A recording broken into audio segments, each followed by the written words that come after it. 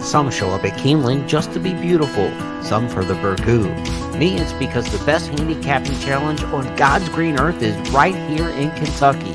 Star horses come from Florida, California, and New York, Arkansas, and Louisiana, all to what undoubtedly is the greatest horse racing melting pot in America. Into the stretch at Keeneland, and Flight Line just moves right by. Life is good. Win here and you've done something. Love what you do and you'll never work a day in your life. That's Keeneland. Now, let's get handicapping. And welcome in, everybody, to the Keeneland Look Ahead. I'm Jeremy Plonk from Horse Player Now. Day 13 of 15 on the spring meet ahead of us, coming up tomorrow on Wednesday, April the 26th. We're here each night, 8:30 Eastern, to give you a live preview of the next day's card. If you don't catch us live, you can always catch us on demand thereafter on all the social media channels for Keeneland and for Horse Player Now. We've got 3 days left of racing, Wednesday, Thursday, Friday, before action in Kentucky switches to Churchill Downs. We all get geeked up for the Kentucky Derby, but 3 big days left at Keeneland. And the cards are all set, folks. Everything is drawn. We already know the entries for all 3 final days of racing. So if you're looking for that leading rider chase or that leading trainer chase, it's important. There's so many here at the end of the meet, and you want to handicap accordingly. We already know who's got what and what they might be able to pull off in terms of the mathematics here over the next couple of days. We'll review that, let you know that there's a $32,747 carryover in the Super High Five, which will be race number 8 on an 8-race card. Coming up here on Wednesday. So not a super high five player per se, but there's only a 9-horse field. It's a really quality field in the last race on the card. And, you know, 32,000 in the carryover might entice somebody in there who doesn't normally play the super high five. We'll talk about that race and the entire card in just a bit. As we mentioned, the entries are set for the final 3 days of racing. 8-race card on Wednesday, 9 on Thursday, 10 on Friday to wrap it up. Friday's card includes the Bewitched Stakes, and that's a good one. Warlike Goddess and Temple City Terror match up. A couple local stakes winners. Warlike Goddess, one of my favorite horses in training right now. Can't wait to see her seasonal return for trainer Bill Mott. Should be a great one in the Bewitched Stakes. Closing day feature coming up on Friday. Let's talk the jockey and trainer races here that are important to the horsemen, but as gamblers, you kind of see who's stocking up and trying to stuff the box here at the end and try to win a title. As far as the jockeys go, we've got really a 3-way race at the top. Tyler Gaffleone's got 17 after a big 4-win day over the weekend. Luis Saez has got 14 wins. Irad Ortiz at 12. Other note among the riders, Brian Hernandez Jr. having a really good meet. 9 wins. The average winner for Hernandez is paid $17.80. Just a really big-time payoffs there on the Brian Hernandez horses, and he's bringing in some prices. Highest ROI in the meet, back in Brian Hernandez. And how about Luis Saez? He's got 14 wins at the meet. 7 of them are with favorites, and you say, well, geez, he's riding a lot of good horses. He's only ridden 8 favorites. He's 7 for 8 aboard favorites this meet. So when Luis Saez gets the right horse, he's giving him the right ride, and he's getting things done. I like to say a lot of times jockeys are like gymnasts, where you start with a perfect 10, and then mistakes you make along the way deduct from your score. A good ride on the best horse gets that horse to the wire on top. It's the mistakes along the way that the bad riders or the inexperienced riders or the impatient riders make that make each performance of a horse lessen a little bit as they go. So Saez making no mistakes, 7 for 8 aboard favorites at the meet. Really strong. Now, in terms of the trainer standings, this one's tight. Wesley Ward's got 10, Brad Cox 9, Brendan Walsh 7's had a tremendous meet. Shug McGahe's only got 5, but they're all on the turf. Shug's 5 for 10 on the grass. I think that's a good note, like we mentioned with Hernandez. They're not going to win any titles, but what a meet for Brian Hernandez in the saddle as far as value. What a meet for Shug McGahee, 5 for 10 on the grass for his trainees. Now, Wesley Ward has the upper hand by 1 win going into closing weekend, but he absolutely has the upper hand in the entry box. He's got entries in 5 races on this Wednesday card that we're going to preview in just a moment. 4 of those are morning line favorites, and I think all 4 of them will be odds-on heavy morning line favorites. So Wesley Ward is set to have a big Wednesday if things play to his strengths. 2-year-old races, turf sprints. He is loaded for bear on Wednesday. Brad Cox only has 2 in on Wednesday, 3 for Brendan Walsh. Now, the funny thing is Cox has 9 wins. He's not going to win this title the way it looks. He's got 2 in Wednesday, 1 Thursday, 1 Friday. He's probably not going to have the numbers to push clear here. Brendan Walsh has 10 horses over the next 3 days, or 11, I should say. 3, 3, and 5. So he's sitting there with 7 wins. He's 3 behind, but he's got a lot of chances. If Wesley Ward stubs his toe on this Wednesday card, maybe the door comes open. But Ward can open up a big lead, I think, with a big day on Wednesday. Ward has 12 entered over the final 3 days, 11 for Walsh, and again, only 4 for Brad Cox. The numbers just aren't going to be there probably for Brad Cox to win the title. So that's how we get set up going into this final card of the final Wednesday card of the meet. So let's get to handicapping, take you through the big picture, and show you where the multi-race wagers line up and overlap, where my best bets on the card are, and we'll also look at all the handicapper picks from Keeneland.com and the handicappers consensus box. Here's the big picture for Wednesday, April the 26th, day 13 of the meet. Forecast for sunny skies, 68 degrees. There is rain in the forecast for Thursday and Friday, but Wednesday looks to be a good one. Pick 5 starts in race number 1. It's going to take you through the first 5 races on the card, so you see a lot of overlap on these 8 race programs. Race 2 starts the early pick 4. Pick 6 will start in race number 3. That was hit over the weekend. 2 big carryovers last week. We'll see if we get a carryover here in closing week, but we start fresh in the pick 6. Pick 5 starts in race number 4. That's the late pick 5. So race number 4 is going to be part of the early and late pick 5s. Turf pick 3 begins in race number 4. Pick 4 is going to start for the late pick 4 and the 5th race on the card, final 4 races. And then that race will also be a swing as part of the early and late pick 5s and the early and late pick 4, because the early pick 4 is races 2 through 5. So 4 different multi-race big sequences in pick 4s and pick 5s run through race number 5. Hopefully we can put together a decent opinion on that one. Looks like a big morning line favorite on paper. Turf pick 3 wrap things up in races 6 and 8.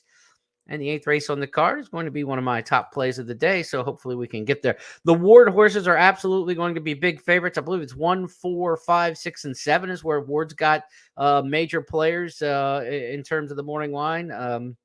So yeah, 1, 5, 6, and 7 are the Ward runners, I believe, that are going to be favored on the card. Maybe in race number 2, the Ward won't go as favorite.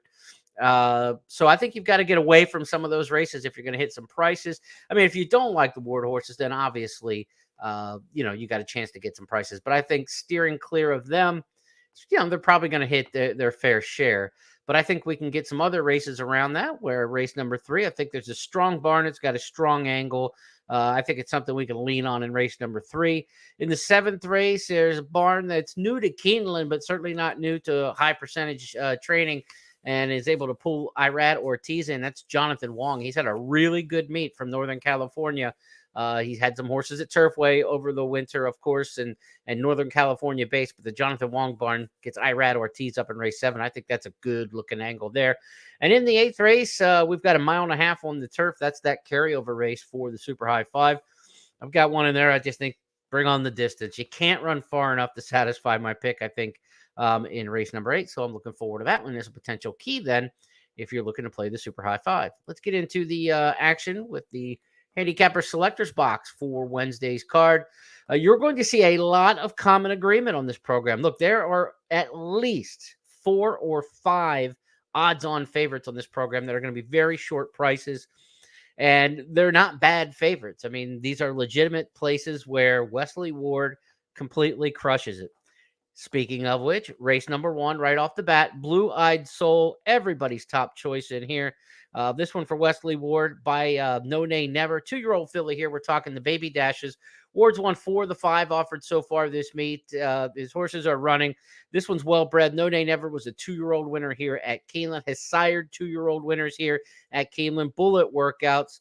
Blue Eyed Soul, top pick all the way across. And if you want to get creative with somebody else in here, there's nobody to me that just kind of like stands out and says, I've got to go this direction. Otherwise, the 3 Core Kinetic looks decent on the works, training on the synthetic, on the training track at Keeneland, and on the dirt by Nyquist. So you figure this horse could win early. And Luis Mendez has not had any success so far this meet with his 2-year-olds, but in the past, he's had a little success here at Keeneland and, of course, in Southern California with his 2-year-olds. So we'll see here with Core Kinetic.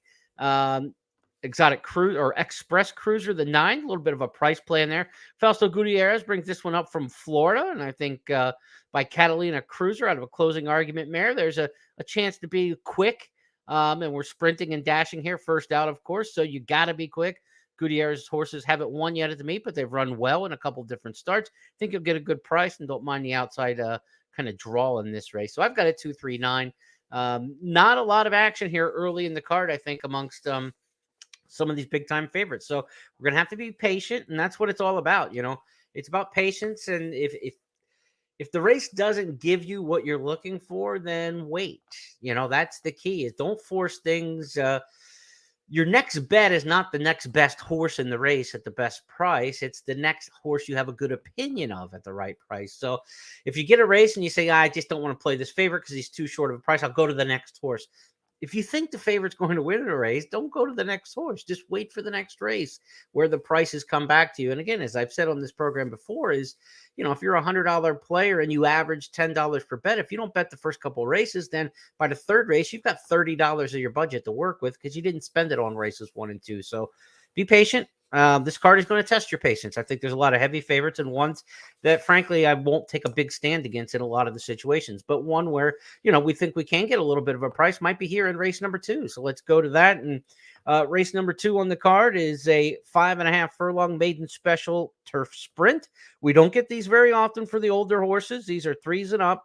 Wesley Ward's got the 3 in here. Alibi Ike. I'm going to Ward. Nobody else is really too high on Wesley's runner in here. Kim Nelson also has that one on top, but a couple don't even use it all. And so I'm going to give Wesley the shot in here. I don't like a whole lot in the race. The horses run on the turf once at Saratoga, showed some speed and backed up back then.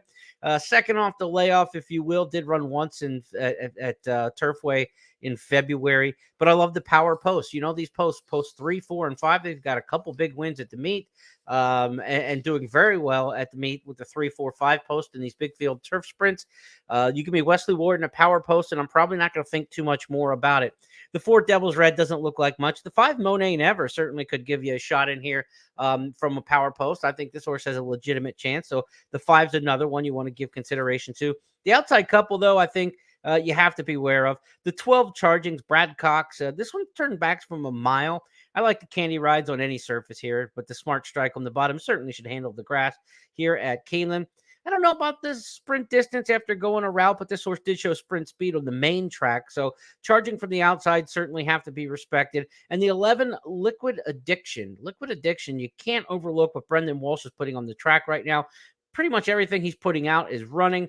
This is another by No Nay Never. We talked about No Nay Never being able to sire some young horses and was a win early type in his own right. Liquid Addiction gets Irad Ortiz to ride for Brendan Walsh. So the outside two, certainly a lot of respect. 3, 12, 11, and 5 are all horses, I think, that you could be using in the multi-race wagers. And again, race number 2 starts the early pick 4. Races 2 through 5 will be the early pick 4. It's also the second leg of the early pick 5. This is a race where I think you can use a few. Now, I think a lot of people are going to be in the same situation. So does this become a really playable early pick 4 or pick 5? Not as much for me today.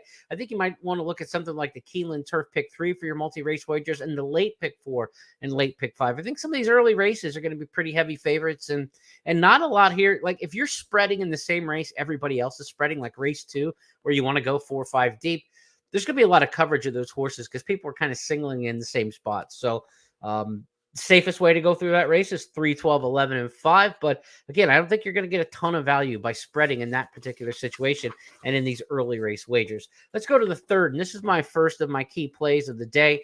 This horse is not the morning line favorite. He could end up favored. Number 1, Deputy Connect, 5-2 in the line. This is Brad Cox going a mile and a 16th with speed on the inside. The Oaklawn horses have run really well at this meet. Surprisingly so, too, because Oaklawn's still racing. It's not like the old days where Oaklawn ended Arkansas Derby weekend and there was a big influx of horses coming to Keeneland. There's still a lot of horses running in Hot Springs right now, but they've had a really good meet statistically, the Oaklawn horses here. And Deputy Connect for Brad Cox, I think is just going to be strong. A mile and a 16th races. We said it. Brad's had 3 or 4 wins already this meet at the mile and a 16th. Over the years, 31, 32% win rate, going a mile and a 16th here at Keeneland. Short stretch finish line. Those horses get that breath of air and burst at the top of the stretch when they turn from home, typically for Brad Cox. I think Deputy Connect from the inside breaks well, turns for home, looks good, finishes the job. I like this one off a big win last time out at Oaklawn.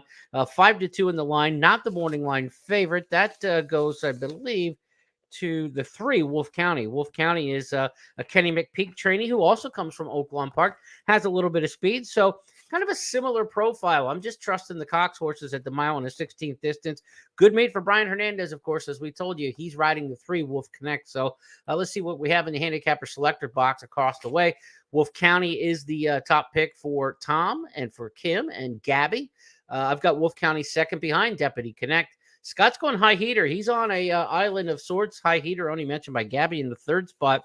15-1 in the morning line. So be sure to tune in to Today at Keeneland tomorrow morning with Scott and Gabby to get Scott's reasonings for high heater. That's probably his long shot play of the day, coming off a starter allowance race for Bob Hess, second time running back at the meet. So I like Deputy Connect, though. Inside pretty solidly. I hope Wolf County gets bet in here. I'd rather be blessed. The 2 will probably take some money with Irad Ortiz riding. So we need that. Leading jockey Gaff Leon's on the 6. So there might be just enough, there might be just enough other options in this race that we can hold that 2-1, 5-2 price on the one horse Deputy Connect. Now you talk multi-race wagers. I would single Deputy Connect if I'm playing the multi-race wagers here. And that's where you could be different than some other people, because it's probably not a horse everybody's going to lean on in single like they went the Ward horse in race number 1. So if you do that, you can get a lot of losing tickets to help pay for your winner, as others are kind of fishing 3-4 deep in your singling. So Deputy Connect for me, first key play of the day,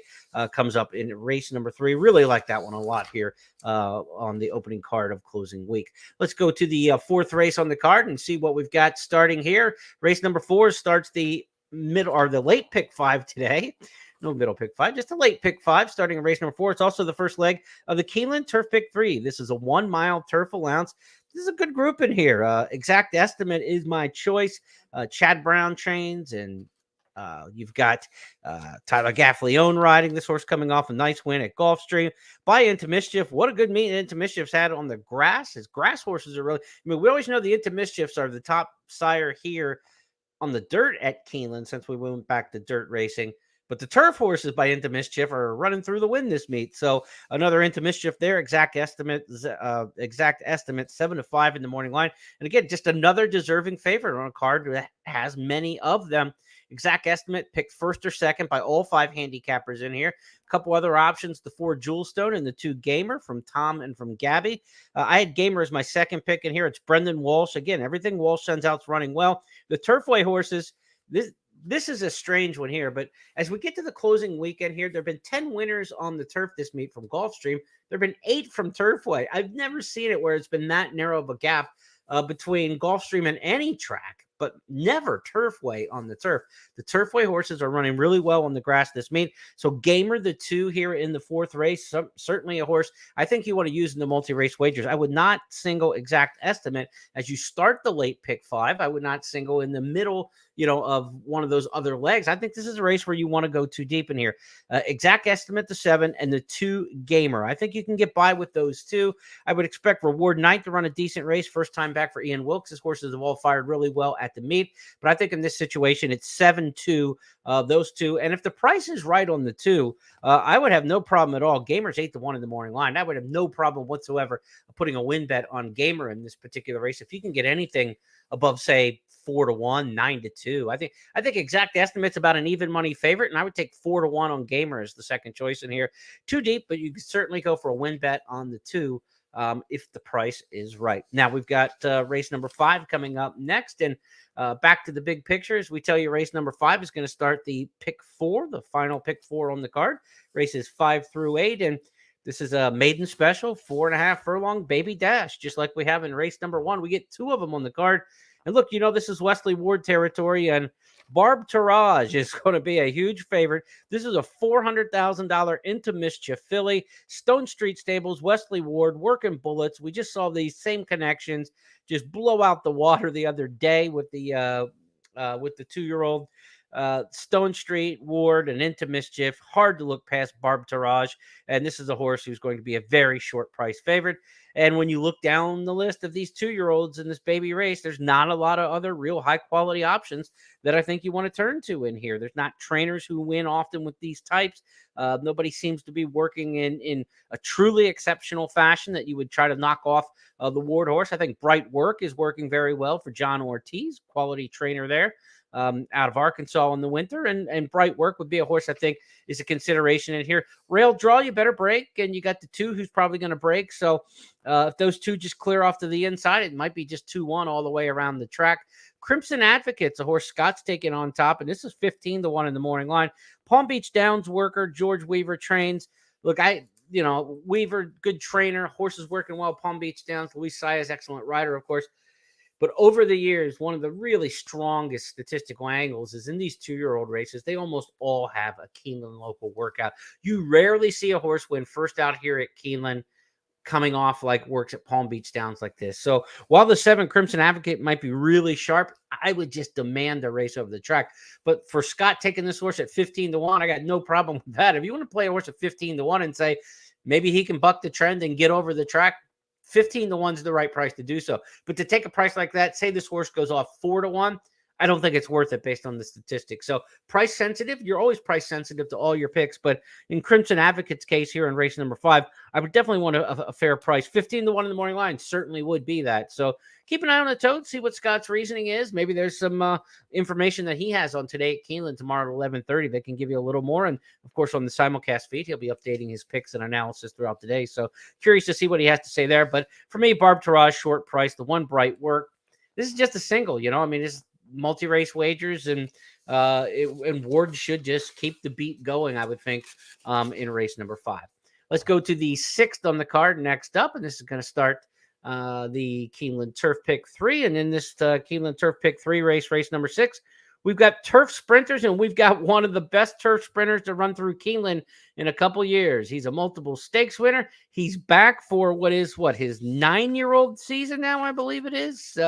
He's been around forever, 9-year-old, Bound for Nowhere. He'll be number 9. Let's go back to one of his signature wins here at Keeneland. We got to go in the Wayback Machine to find this one. I think I've got it in here somewhere. Where did I have that? I do not have it. Yeah, here we go. Bound for Nowhere. I believe this is from 2018 or 2019. Long shot, Latent Revenge, leading Bound for Nowhere by 2.5 lengths off the turn. A gap of 2 more back to Loose on the Town third. Buchero fourth. Will Call is in fifth. Commute is a wide sixth and trying to get going on the outside. Here's Bound for Nowhere coming after Latent Revenge. And Bound for Nowhere runs by for the lead. Buchero goes to third. Bound for Nowhere opening up by 5 lengths in deep stretch for Julio Garcia. Bound for Nowhere to win the Shakertown. And then it was Buchero who was under the line in second in 1 minute 3 3/5 seconds. So, 2018, you go in the Wayback Machine 5 seasons ago, winning the Shakertown, 2-time winner of the Shakertown. Bound for Nowhere will be making his first start since October of last year. Son of the Factor for Wesley Ward, a 3-time winner over this turf course, one of the best turf sprinters going here, 2-time winner of the Shakertown. He won that in 18. He won it in 21, 3 years later. And here he is at the ripe age of 9. I see no reason why, based on his works, his past form. He usually comes back running off of layoffs. He won that Shakertown in 2021. In April when he hadn't run since the previous July at Keeneland. So he can run fresh off the bench. Again, 2-5 in the morning line. This is another very short price favorite and one that, frankly, I just think will lay over the field. The horse he may have to worry about is his own stablemate, Infinite. Wesley Ward sends that one out. A winner here over the turf course last spring in a good time, and another lightly raced horse who should come in fresh and fit the fire. So let's see if anybody's got any picks against Bound for Nowhere in here. Gabby's going to take the shot. She's on an island with number 4, Our Shot. So want to see what her rationale is on that. John Terranova trains this one. A horse who's won on the turf at Pimlico last year on Preakness weekend. Last time out, won on the main track at Tampa Bay Downs. So we'll see if John Terranova's got Our Shot in a good spot. No big deal in the post positions in this race. Again, we're only looking at a field of 9. You start to see things level out a lot. When it comes to those turf sprint post positions, it's the big field where the post is so important and there's so much more traffic. In a field of 9 like this, there's enough turf course to work with that these horses can kind of get their trip now. They're not on top of each other. And they're not all trying to cross over so much. So Bound for Nowhere from the outside, he's going to think this is a picnic in the 9 hole. I mean, geez, it seems like every time he ran at Keeneland, he was like in the 10, 11, 12. So outside post for him is probably probably a good thing, even if he breaks just a beat slow. You don't got a bunch of horses in front of him, but he'll get right up into the mix then. Even if he breaks slow, he came from ninth to win the Shakertown the one year, and a lot of times he just breaks right up to the front. So I don't think they're going to touch Bound for Nowhere in here. I want to see what Gabby thinks about Our Shot, though, on tomorrow's program. So we'll listen in for that. But again, I just think this is another short price favorite, and one I don't think you want to go against. And I'm an old Kenny Rogers fan, I'll tell you that. So Bound for Nowhere, the opening line, right? On a warm summer's evening, on a train bound for nowhere. You can't go against that, can you, folks? Let's move on here from Bound from Nowhere to the seventh race on the card. Seventh race is a non-winners of 2 lifetime. This is one where I talked a little bit earlier about. This is a horse, Gold Luck, that I like in here at a nice price, because it's a hot new outfit for Keeneland. 3 wins from 8 starters for Jonathan Wong, who hasn't had many horses here at Keeneland over the years. This is definitely the most involved he's been in the meet at Keeneland. Northern California trainers know he's a high percentage outfit there at Golden Gate Fields, and you're not surprised to see him win at a high rate. You're just surprised to see it happen at Keeneland because he hasn't been here before. Now, you look at Irad Ortiz getting the call on this one, and you start to say, wow, they're taking notice to the Jonathan Wong horses when a top pilot like Irad Ortiz is going to get the call. Their first pairing of the meet. He's going to ride Gold Luck. Gold Luck is a horse fresh off the claim, but Gold Luck has run here at Keeneland one time and ran poorly. This is a different story now. You know, this horse was in an allowance race back then. Now it's for the new barn, new jock, and blinkers on. So I'm going to give a mulligan to the bad race from Gold Luck last year here at Keeneland. But a lot of folks are seeing the same thing. Gabby's on Gold Luck. Scott's on Gold Luck. I'm on Gold Luck. We're not getting 6-1, folks. I mean, you can kind of see that and say, you know, the morning line is going to be a little high there, and this horse is going to drop. Dog Red, 3-1. One Giant Leap is 6-5 in the morning line for Wesley Ward. And this is one where, you know, this is like the 4th Ward big favorite. I've got One Giant Leap second, and everybody's got One Giant Leap second. This tells me a little something. When you see all the public handicappers pick the same horse second, because I get into the same rut myself as a public handicapper, sometimes you just don't want to pick a horse on top. You're looking to get cute, and you're looking to beat them for a reason. You know, it's like, I just don't trust this particular horse, so I'm going to go for somebody else. I'm going to get cute. The horse may still be the best one, and we're all just trying to do the same thing. You can see it. Look across the way. Every single person's got the 5-pick second. That horse is 6-5 in the morning line. We're all looking at it and saying, okay, this horse is probably best, but we're kind of holding our nose at 6-5 and saying, I can't take 6-5 on that one. Coming off the maiden claiming win at Turfway Park last out. Again, it's Wesley Ward. He's going with Rodriguez. So if he wasn't going with Rodriguez and he was going with a name rider, everybody would probably have the horse picked on top. That's just kind of the way it is. So you're like reading between the lines and saying, well, why is he giving Rodriguez this mount when he's got Rosario, he's got Irad, he's got all these options to go to here at Keeneland. But Wesley Ward wins with a lot of off-Broadway jockeys. Julio Garcia and company come to mind over the years, winning a lot of races here at Keeneland for Ward. So One Giant Leap and Gold Luck, the top 2 in here. The 6 Dog Red is a horse for Robbie Medina, the former Shug McGahee assistant, who broke his maiden at Turfway and then last time went long in a mile, back to 6 furlongs for that one. But this is a non-winners of 2 lifetime. I like to find the horse who has the best maiden win on paper. And to me, that's Gold Luck. I'll take that 50,000 race at Churchill over the maiden special weight wins that I see on paper at Turfway. So the 50 at Churchill, I like better. So I think Gold Luck has the best maiden win on paper going back to last September. That's my pick in here, but definitely 2 and 5 are the horses in here. Now, if you're going to play a late pick 4, late pick 5, you got Barb Taraj in there, probably 2-5. You got Bound for Nowhere at 1-5. You know, you can't use One Giant Leap in here at a short price and try to play this late sequence. So for me, I would take Gold Luck, but I don't think we're getting the 6-1. We're getting a clear second choice in this race. Wesley Ward's going to be favored in here, maybe a little higher than 6-5, but we're probably looking at 3-1 maybe on Gold Luck and not the 6-1, because we're all looking to do the same thing. And if 5 of us are looking to do the same thing, a lot of you out there are probably going to end up doing the same thing too. Not because you're following us, but because that's just the natural inclination in this situation. And two, there'll probably be a little Ward fatigue as we get later in the card, right? If you've already seen 4 2-5 shots from Ward during the day, and if one of them gets beat or 2 or whatever, you're probably going to be a little bit less likely to fall in and trust that horse in race number 7 and take too short of a price. So there'll probably be a little bit of fatigue on the board for that. Let's go to the final race on the card and look here with our picks across the way. This is by far the most competitive race of the day in terms of handicapper selectors box. There are picks on top for the 1, the 2, the 3, and the 7. Only the 2, Miss Yearwood, gets a double call. That's from Kim and also Tom. So 4 different horses on top for the 5 public handicappers in here. And this is one of my key plays. I mean, part of the reason it's one of the key plays is because there ain't any other key plays early in the card in a lot of spots, just being honest. But I like this horse in here, Bravo Kitten, for a couple of reasons. Good races over the track, right? 2 turf races for this horse, Bravo Kitten, here last year in April. 2 good finishes at a mile and a 16th and at a mile and 3/16. And I said, you could just bring on the distance. There's not enough distance on the track for this horse. Buy Kitten's Joy out of a Dynaformer mare. Anytime I see Dynaformer in the pedigree in these mile-and-a-half turf races at Keeneland, I'm in if the horse has any form at all. And this horse has good form. So Bravo Kitten, good post draw. Remember, we're going 3 turns at a mile and a half here. So you want to save some ground on that first turn. I know it's kind of a like throwaway. They're all just trot in the first part of the race, but why give up ground and run farther than everybody else? So good post position towards the inside. The horse doesn't fall too far out of it. There's really no speed to the inside. Bravo Kitten may just get over to the fence and be able to save ground under Saez. I love the 3 in here. Bravo Kitten, best bet on the card for me. And it's the carryover here in race number 8 for the Super High 5, 32,747. Again, I'm not a big Super High 5 player, but there's 9 in this race. There's not like 12, 14. So the difficulty of hitting it goes down. And normally you'd say, well, then you're not going to get the payoff you should because it's a smaller field size.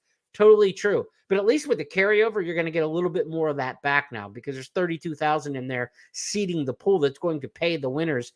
So that might offset the field size a little bit in terms of getting a fair price. But if I was singling Bravo Kitten on top, then I want to mix and mingle underneath. I think the 5 and the 1 are horses that we definitely want to have in there. And across with the other handicappers in there, the 7 and 2 are obviously logical. So 3 over the 5, 1, 7, 2 would be the way maybe to cover this pick 5, the Super High 5. Keep the 3 on top, use 5, 1, 7, 2, box them in 2nd, 3rd, 4th, and 5th. And take a shot here at the Super High 5 on the final race, $32,000 in the carryover.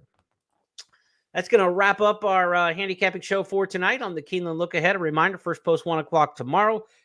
Track conditions should be excellent for racing, fast and firm, I would assume. Certainly at least good turf, but maybe firm. 68 degrees, sunny skies are in the forecast. There is rain in the forecast for Thursday and Friday. We'll get to that and discuss that on tomorrow night's show when we look ahead to the Thursday card. But that's going to wrap things up tonight. Bewitched Stakes on the program for closing day Friday. All entries are out, so even if you're not playing tomorrow at Keeneland, go get your past performances and start studying ahead for Thursday or Friday when you do have the availability to play the races. We'd love to have you along. We'll see you tomorrow night at 8:30. Good luck, everybody.